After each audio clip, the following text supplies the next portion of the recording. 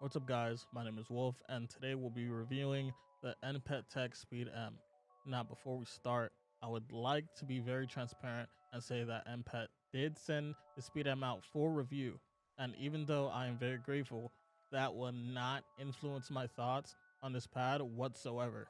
I also want to say that these are my opinions. You may or may not agree with my opinions, and that's okay. Everyone is entitled to their own opinions. To get into the quick details, this pad does come in two sizes, one being the medium, which comes in at 360 by 300, and the other being the large, which is the one I received, and this one is 450 by 400. The edges are very clean due to the fact of how they created a chamfer on the edges. It is water and sweat proof, and it probably has one of the best sticking bases on the market, while being a hard resin pad instead of your traditional fabric or glass pad. And this pad is currently sitting at $45.99, and you get one over at Amazon or NPETtech's website, and I'll have the links below if you guys want to check them out. I do want to start off by saying I enjoyed this pad quite a bit actually, but there was a lot of things I had to get used to during my initial testing period. One of the main big hurdles that I had to get over while using this pad was how much of a lack of stopping power this pad has. While this pad has an insane amount of speed, it lacks in a significant amount of stopping power or control. Get into the surface. Like I said in the beginning, the surface of the pad is made from a hardened resin material that's smooth to the touch, but the coating gives off a fake textured feeling. It's the only way I would actually describe it. Due to the fact that this is a resin pad and not a glass pad, a lot of the issues that I usually have with glass pads do not exist on this pad, which is a huge plus for me. For example, I can't use my SkyPad 3.0 without a sleeve, since it causes a lot of discomfort for me when I use it a lot of the time. And for the most part, since I do live in Florida, it is very humid, and during the summers or springs it gets very hot and I am forced to switch off the SkyPad. Another thing about the surface of this pad is a skate eater. I probably haven't gone through skates as fast on another pad ever. I do primarily use Ghost Glide edge runners, dot skates.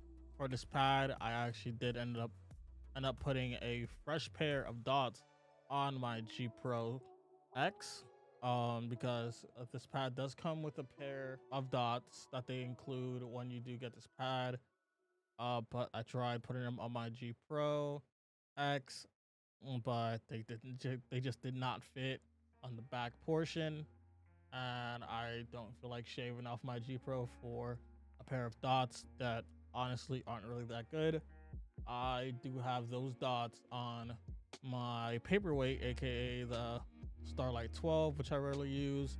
In all honestly, these are just regular PTFE dot skates. They're not the best at all. All I can really say about them is that they're free dots. Can't really complain about free dot. Would I use these dots?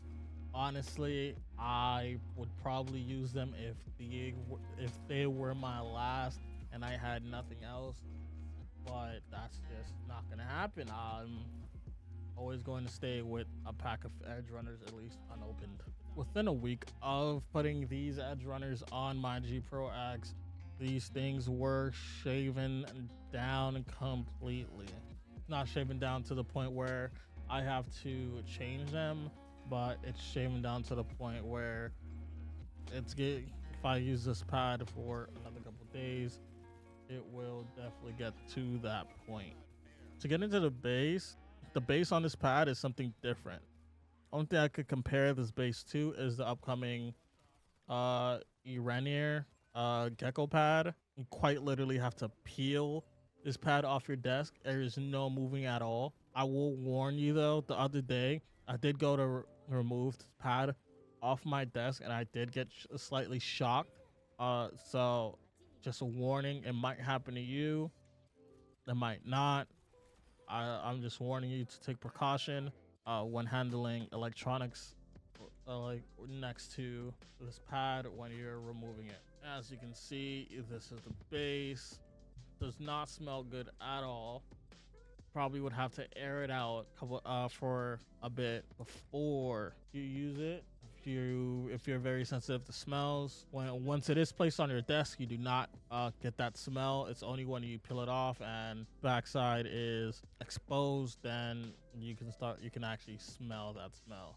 But as you can see, I'm putting quite a lot of force on it. There is no moving it. I'll probably move my desk before I move this actual pad. You actually have to go on a corner and peel the pad off so the adhesive could loosen up. Now, who is this pad for? I feel like this pad is for the people who want to dabble in the hard pad slash glass pad side of mouse pads peripherals, but at a fraction of the price. This being at a $45 price point, I feel like this is a good entry option that you can use for a good while before taking a deep dive to see if you like it or not, rather than spending upwards of to $120 for a sky pad that you don't know whether you'll like or not. I do encourage people, if they're interested, to try this pad. Once again, thank you for NPET for sending this out for review. I'll talk to you guys in the next one. See you later.